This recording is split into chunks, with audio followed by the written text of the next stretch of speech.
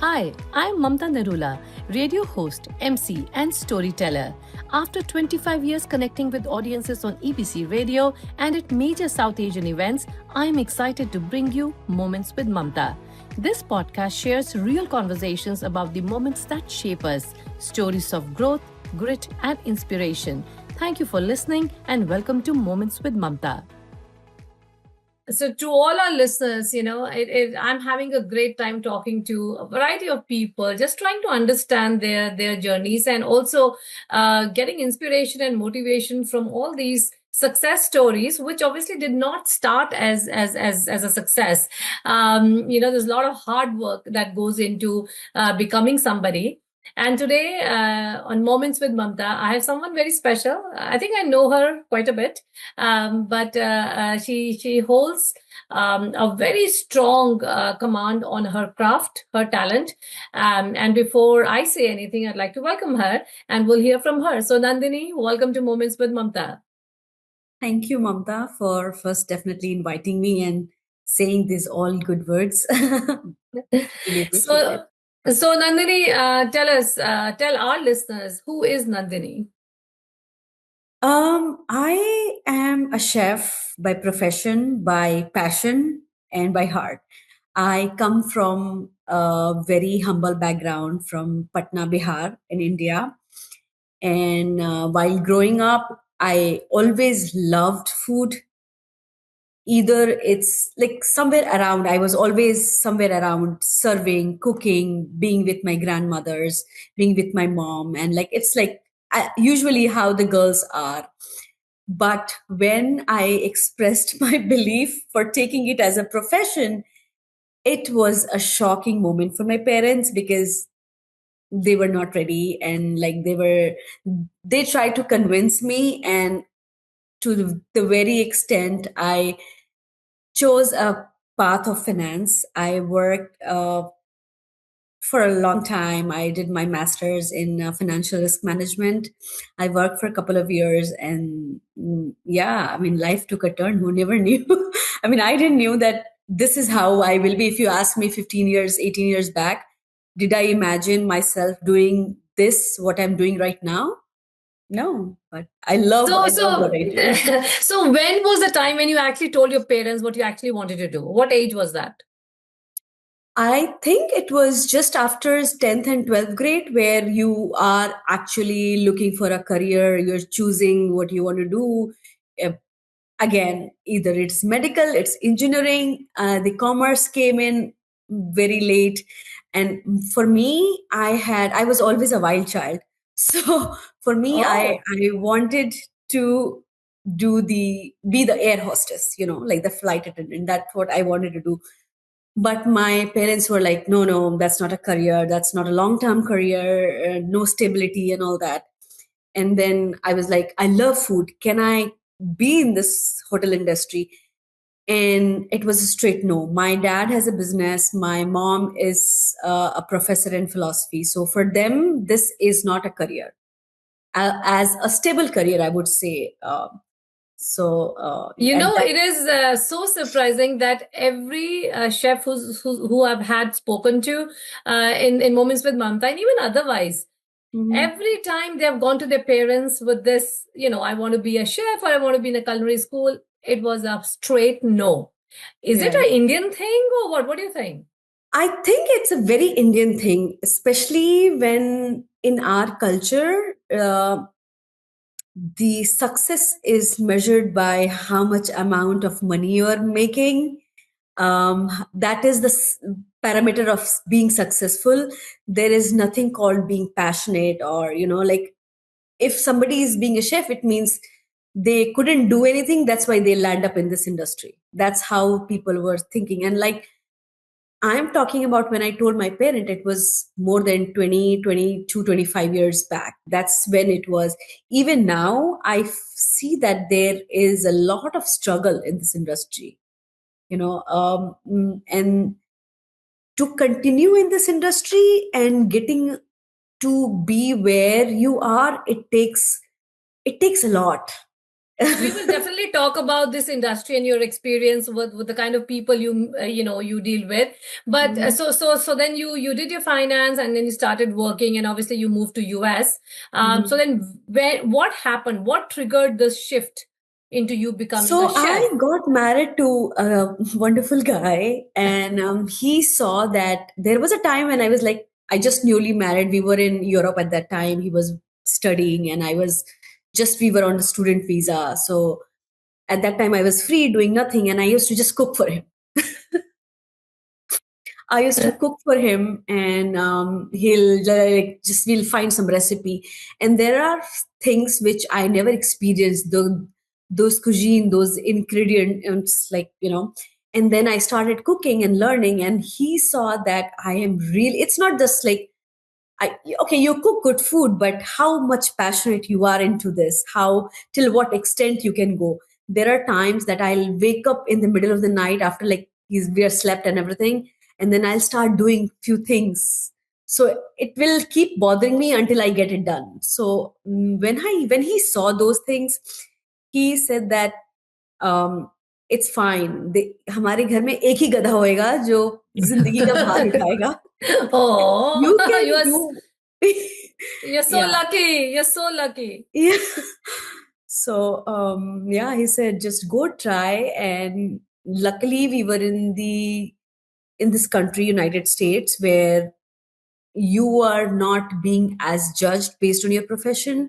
If you're really passionate, if you really want to do something, things will open up, things will come your way, but you have to keep trying, of course.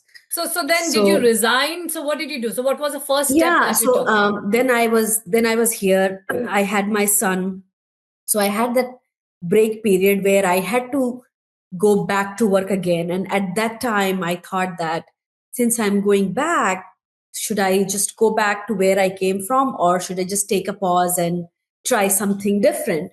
And at that time, my son was very young. And I mean, I just started, and yeah, I went with it. So then what did you do? Like you started your own business or you No, joined I did not somebody? started. I did few courses, so it just give me a lay of land, because working in your house, in your kitchen for four people versus working in a professional kitchen, it's very different. It's very different. And the kind of level of precision, organization, and the skill you need, it was something I definitely needed. And that's what I wanted. I didn't want it to just take it in a smaller level. When I was going in a full scale, I was like, okay, let me just go and actually put my hands into it and then learn. So I started working in these restaurants. Like I did few courses. I got to do some internship. I did internship in few different settings. It was a school setting, it was a corporate setting, and it was a restaurant setting. Then I believe my first, like I started working in Bedminster. There is a private golf and country club. It's called Fiddler's Elbow. That is the place where I say that I did most of my learning. Every day I mean, my schedule was pretty hectic, but every day I'll go and I'll do something new. I'll try some new ingredient, and I'll call my husband that, hey, you know what, I just tried this. I cooked this. And even those kind of things. And I'm so lucky to be working with those people. I was not perfect, I was still learning there. I didn't had any experience, and patiently they taught me, they gave me this confidence that I have today. I run my own team, and I have people who I see that, okay, this is also a new person, and I was something similar to this, like couple of, like a decade back. So So yeah. they are part of your success story, a very big important part, I Yes, would assume. Yeah. very important, because when you are a already established person and then someone reaching to you versus somebody, you are a freshman, you have no experience, and people showing that confidence, I think that is very important. So, what used to go in your mind? Because it was a hectic schedule, it was not your 9 to 5, your finance, corporate job. How were you handling your schedule? And also, there was, I assume, there's an insecurity, right? What will happen, whether you'll fail or you'll succeed, or what future holds for you. So, what used to go in your mind, and how were you handling your I emotions? think first 3 years it was very hectic. So my son was very young, and all of a sudden, I stepped out of the house. So there was a vacant space which my husband had to fill at that time. We were not ready. When I stepped into this industry, I didn't knew that my hours are going to be this radical. I will have no weekends. I will have no social life. I mean, it was very difficult. So first 3 years, I did not have time to even think anything. I was tired. I was overwhelmed, but I was loving every bit of it.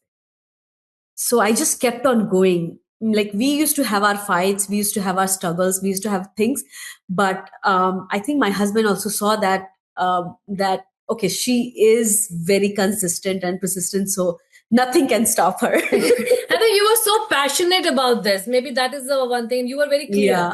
So And now I this is what you remember the wanted to do. first day when, for them, it was not a big deal because they were giving these chef coats to whoever was coming in the kitchen. It was a part of your uniform. But the first day when I wore that chef coat, and it was like I was standing in the ladies' room there. I was taking pictures. I was so proud of myself. Oh, I'm so proud of you because I can just imagine that, like I'm a host. So every time I hold a mic in my hands, or every Mhm. time I'm on a stage, I'm somebody else. I Yeah. feel that, I own that, and I understand that happiness. So okay, so now then you got training for 3 years, and I know there were some milestones, some big things happened in your life where you got exposure into some really big names. So let's Yeah. talk about that. Then how did that New York journey happen? So then I was working there, and then COVID happened. In COVID, I tried multiple things. I was at home also, so I could experiment and try different things. So I did everything related food, and I was loving it. And by that time, in between, I worked in multiple places, and by that time, I had my second son as well. So I now, and both of them were very young. When I was going to city, my younger one was a year old, and my schedule used to be very like I used to take 5 a.m. train. My God. So yeah, I mean, I used to wake up 3:30. I used to get their lunches, snacks, everything done so that my husband can get them ready and then drop them. And then I used to take 5 a.m. train. Like, so yeah. But I after COVID, I worked with David Berg. That is also where I learned a lot about working in a fast paced environment, working with a team. I was more into a managerial role. I had a small team which I was leading, and it was a great experience. From there, I was like, okay, this is done. Now what? And then slowly at that time, I think I started Masala Clan. At that time when I started Masala Clan, if you ask me like 7 years back, did I had anything in mind what I'm doing today? No, I was doing it, but I kept evolving with that whatever was coming in.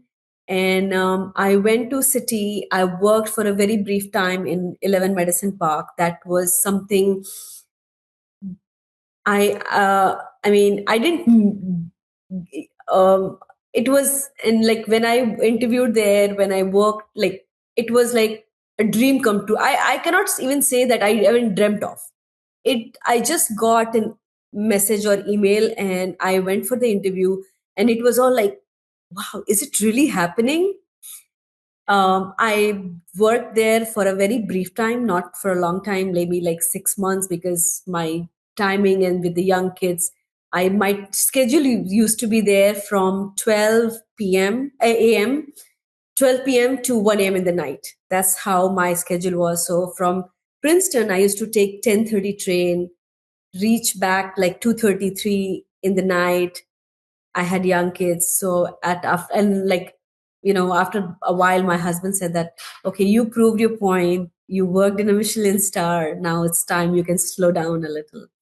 I So remember the first time I reached out to you because somebody had recommended Masala Clan and you. So I read about you, and the thing that got highlighted was 11 Medicine. So I'm like, if she has worked there, she has to be somebody special, and she would carry some etiquettes of culinary school, right?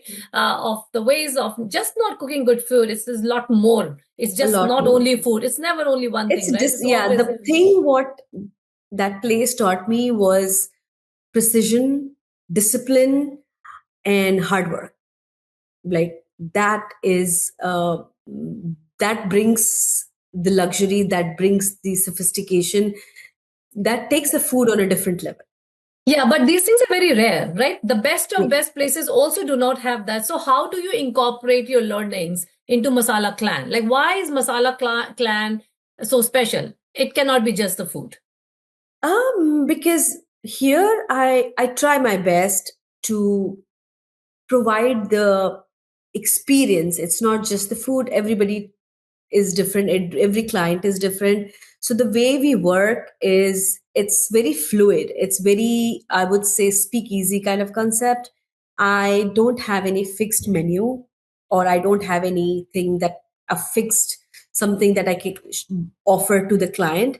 I speak to them. I learn what their requirement is, what their guest like is, what is the occasion, what is their background. Based on that, I try to curate a menu for them. So I don't want them to settle down on the basis of what I can offer, what their belief, what their vision. Let me bring that into picture. So that's what I try to do. So when you look back now, 7 years, right? It's a long journey. How far have you come, and how does it feel? um if you ask me, did I ever thought I will be where I am right now? No. Like 7 8 years back, if I see the pictures or the videos or the food I do at 8 years back, can I imagine that will I be doing it? No. But that also did not happen overnight. It was I think it's like a brick by brick. Um, and I have built myself based on the learning I did for my, like the way I learned, on the failures, on the confidence what others have shown, the support I have got from the community, from my people, and also the critiques. Because if you don't get judged, if people don't push you, then you will not grow. You will not. You will settle. You will be satisfied where you are. So I think, yeah. I So mean, food is a very tough business because everybody has their own taste. of course. You can be the best of chef, and you may not keep your clients happy. So Hmm. in those times, right, when you actually meet failures, and I'm sure Hmm. that happens, right, or it had Of happened quite course. often in the past. How do you handle those moments, and how do you handle yourself? Because it's disappointing for you because you've put in Hmm. so much effort. How do you Yeah. handle those moments? So I think the way I'm dealing now versus the way I was dealing 4 years back is very different. I mean, I'm still learning. I am saying that I might make mistake, but are they intentional? No. Um, am I learning from them? Of course, yes. Will I work on it? Of course I will I make mistake again? Yes, of course I will. But the way I used to be very hard on myself, and I used to beat myself up. And there was a moment of realization where I told myself that if I want to keep working and if I want to keep doing what I love, I have to keep moving on. Yes, there are times things will be very challenging, things will be very difficult. It's not just the client, it can be organization, it can be from my teammate, it can be from my personal aspect, it can be from various things. But if I have to keep on going, I have to keep those things a little aside and just keep marching forward. एक बहुत मुश्किल होगा ना कि बहुत मुश्किल। कोई client आके आपको सुना के जाए, because they're paying money. The whole thing is I'm paying money, right? So I should be Yeah. getting उस समय, you So gotta have there a are thick. times when people, even now, they come with sometimes very irrelevant or irrealistic expectations. Also, when you think that when they expect that you are providing luxury service and stuff like that, there are things beyond our control. Um, so, trying to please the client is what the best we have to do. But of course, there will be a learning phase where things will go wrong. And I have to say that, hey, this happened, and owning up to, if you really feel that that genuinely happened, you have to own up and you have to tell the client that, yes, this was miss on my part, but will I be doing it again? No. Did I want it to really cheat them? No, that's not was my intention. So Nandini has become thick skin now. Is that correct? Nandini is still learning to say no. So difficult. But like with every event I have done, not every event, but yes, like I would say that with every 6 months, I have been revising my contract, that if this happens, this is how things will be. Because I mean, people do, there are instances in, like, people tell me that there are going to be 100 guests and there are 140 guests. And I mean, I cannot count that many people. It's so hard for me to, but how do you navigate those kind of situation at that moment? And I cannot justify that to the guest, that if there was any mishap, was it from my side or was it from the client side? Of course. So if somebody's say, I'm just trying to understand this. So if somebody's placing an order for 100 people, maximum how many people can eat? Like without you changing anything. So you pay for 100, but can 110 people eat? For technically 110 people should be eating it. We do have leverage for 10 to 15%, but we also ask them now to let us know at least a week before. And if you don't know how many client you, like how many guests you are having, or if that is not notified, then I would charge 150% surcharge or something like that. Just All right. because So it's, yeah, I mean, just because I don't want to be in a situation where we run out of food, or at least even the anxiety of running out, even that I don't want at that moment. that's very big, and I would That's say very that, big. and I'll say on behalf of all the desi, females out there, khana kam ho jayega. That is the biggest Yes. worry, right? Yeah. Kahin se bhi order karo. So now, so Nandini, so you've come a long way and very interesting journey. So tell me, what would you say to all these house chefs, right? So there are homemakers who cook really well and chota chota catering karte hain. So what would be your suggestion if somebody really wants to now do it full time? क्या क्या मेहनत है और क्या क्या they need to be prepared with before even thinking of starting their own? I'll just tell you one instance what happened. So there was a group on Facebook, and somebody was asking that their wife or someone they know want to start a home business, food related home business. And I just messaged them that, hey, this is my profile, this is what I do, this is my email ID. You can reach back to me if you want any kind of guidance, because be like, I also learned very late in life that women in culinary are is a thing. Okay. Okay. Yeah, so I was like, okay, I have to just take it forward, I have to help in any way I can. So I just left my message, and next morning I got 150, more than 150 emails and text and what Facebook messages. Wow. 99% of them were not ready to take it on a professional level. They just wanted to start a home based business. if you want to do a home-based business, the challenge would be scaling. You cannot scale it. So the amount of labor you are putting in versus the amount of profit you are getting in would not be would enough for you to Yeah. sustain. And also, since you are starting a home-based business, you do not have any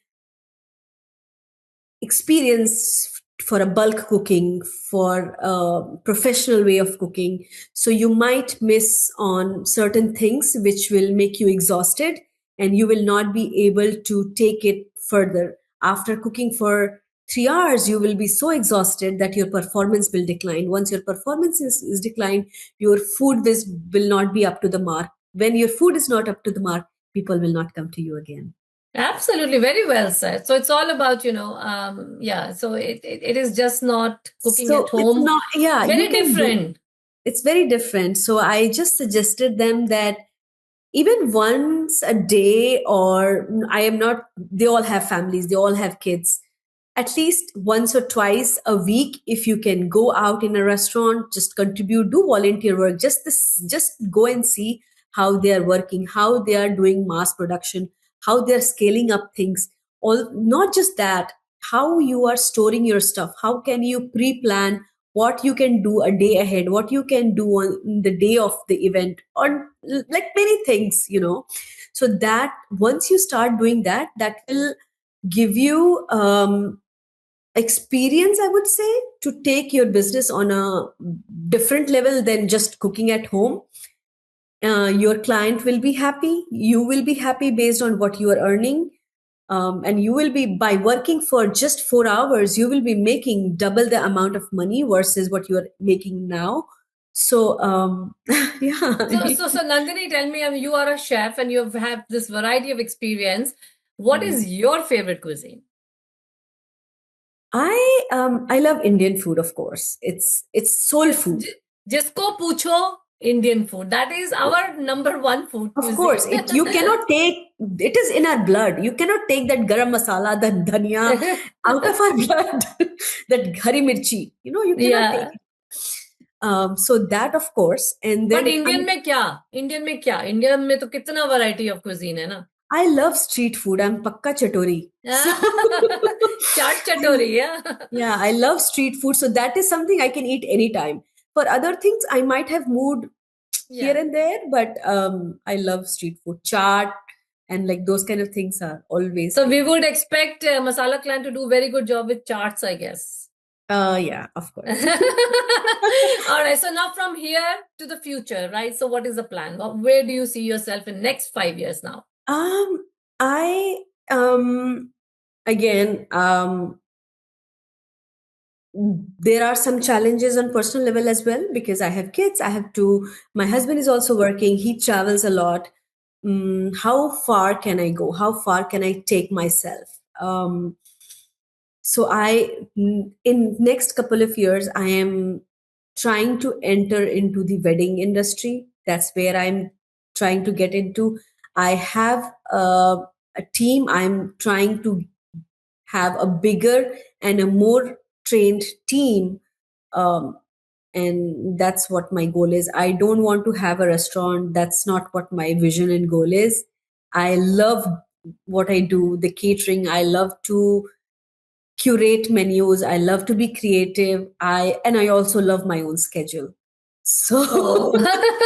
so All right. So your priorities are very clear. And yeah. I must say, wedding business is one of the best businesses when it comes to culinary, showing your culinary skills and taking it as a business. So lots of good luck to you. So Nandini, before we let you go, what is the mantra of Nandini's life?